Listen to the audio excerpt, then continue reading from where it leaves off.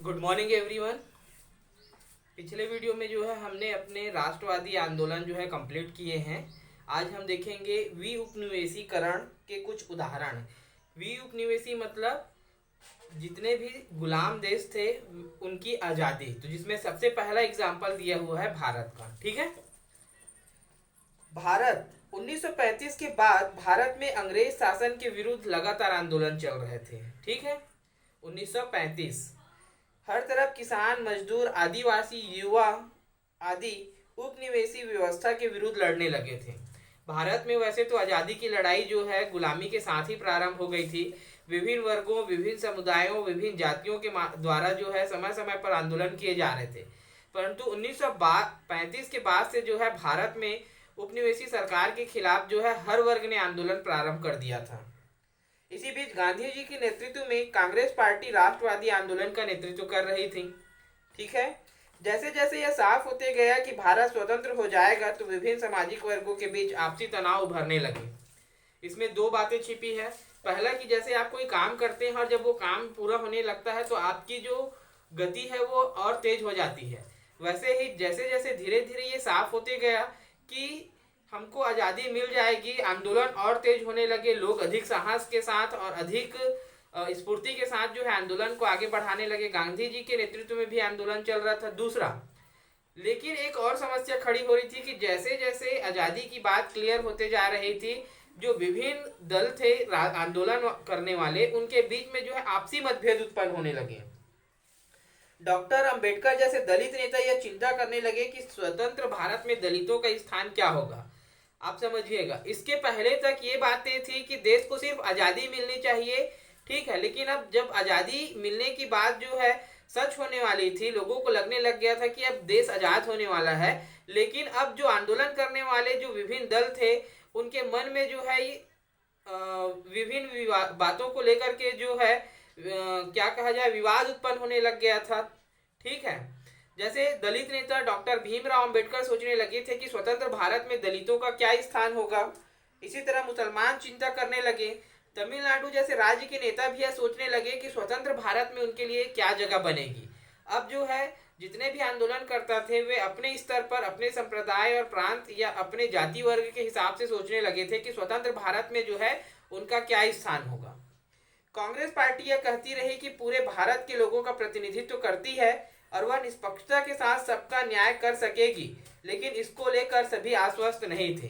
ठीक है। इन सभी मतभेदों के बीच कांग्रेस की जो पार्टी है वो शुरू से ये कहती रही थी कि कांग्रेस पार्टी जो है सभी देशवासियों का है और सभी जाति, धर्म, वर्ग, संप्रदाय का प्रतिनिधित्व करेगी। परंतु कोई भी दल या कोई भी पार्टी या कोई भी आंदोलनकारी जो थे वो इन बातों से आश्वस्त नहीं थे, संतुष्ट नहीं थे। अंग्रेजों ने इन शंकाओं का लाभ उठाया और जताने लगे कि कांग्रेस भारत के सभी तबकों का प्रतिनिधित्व नहीं कर सकती, और उन्होंने अलग अलग धर्म और जाति के लोगों को आकर अपना दावा रखने के लिए प्रेरित किया। अब चूंकि अंग्रेज जो है आज़ाद तो करने वाले थे, परंतु जो है उनकी मंशा कुछ और ही थी।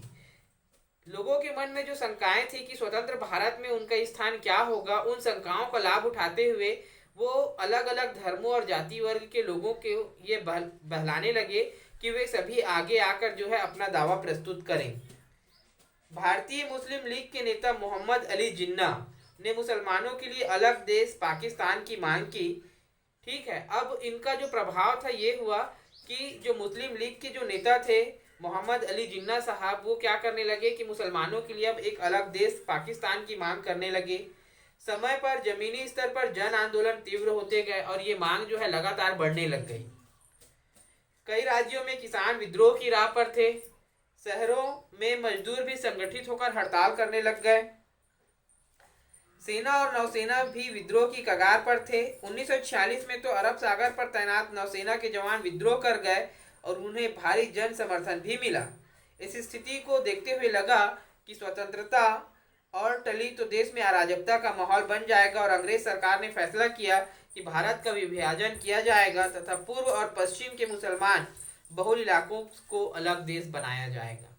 अब देखिए, आज़ादी के साथ पहले तो आंदोलन में सभी साथ थे, लेकिन आज़ादी के मिलने के साथ ही जो है बहुत सारे मतभेद उत्पन्न हो गए। मुस्लिम लीग के जो प्रमुख नेता थे मोहम्मद अली जिन्ना मुसलमानों के लिए एक स्वतंत्र देश पाकिस्तान की मांग करने लग गए थे। ये पाकिस्तान देश की मांग जो है समय के साथ और बलवती होने लग गई थी। उनके साथ ही कई राज्यों में किसानों ने विद्रोह कर दिया था। सेना जो है वो भी विद्रोह पर कगार थी। अरब सागर में तैनात सेना ने जो है तो विद्रोह कर भी दिया था और उसे भारी जन समर्थन भी मिला। इसको देखते हुए राष्ट्रवादी जो कांग्रेस के नेता थे उनको ये समझ में आ गया था कि यदि अब देश को आज़ादी नहीं मिली तो स्थिति और भी खराब हो जाएगी। और इसको देखते हुए जो है अंग्रेजों ने जो है क्या किया, देश को आज़ाद करने का फैसला भी किया और दूसरा देश को जो है दो भागों में बांटने का भी निर्णय लिया। तो जो पश्चिम के जो मुसलमान बहुल देश थे उसको मिलाकर के जो है एक नया देश पाकिस्तान के रूप में विभाजित करने का फैसला किया गया। यही नहीं, उन्होंने 500 से अधिक अधीनस्थ राजाओं को यह तय करने की स्वतंत्रता दी कि क्या वे भारत या पाकिस्तान के साथ विलय चाहते हैं या स्वतंत्र बने रहना चाहते हैं।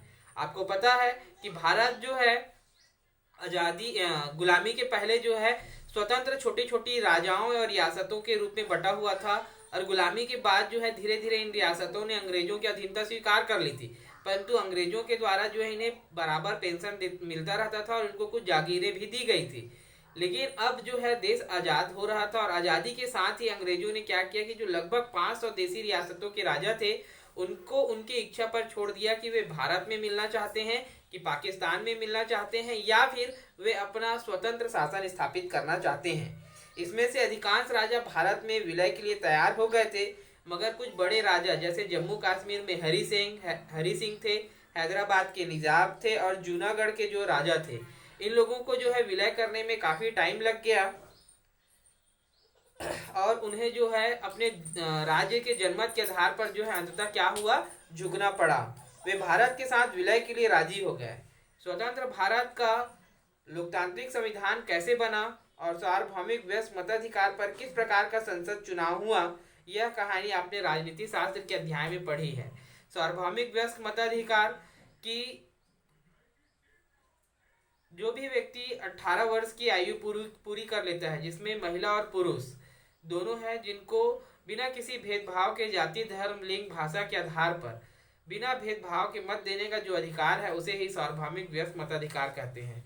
तो बच्चों ये थे उपनिवेशीकरण का उदाहरण जिसमें भारत जो है पहले नंबर पे था। कल के वीडियो में हम देखेंगे इंडोनेशिया के बारे में। कोई भी डाउट होगा जरूर पूछेंगे। Thank you.